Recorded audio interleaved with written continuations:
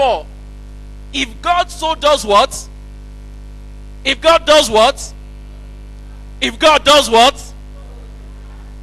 So God is clothing the grass. Are you with me? God is doing what? Clothing. God is clothing what? If God is clothing the grass, then it says, which today is, and tomorrow is cast into, shall he not much more clothe you, O ye of what? Tell your neighbor, stop being a person of little faith. Stop being a person of little faith. I mean, if you heard the sermon last week, you would have thought that that was the worst. You would have thought that, wait a minute, I can't be this small. And I told you that the servants are who?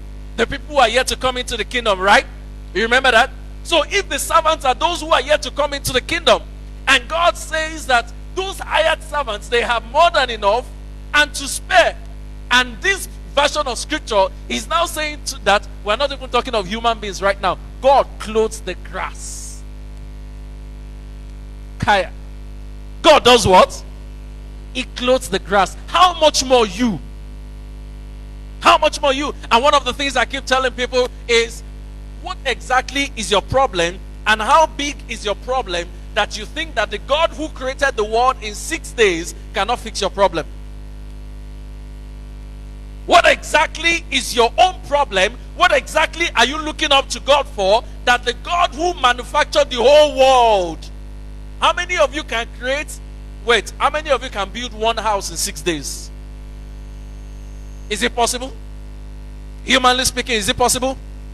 So you cannot build one house in 6 days.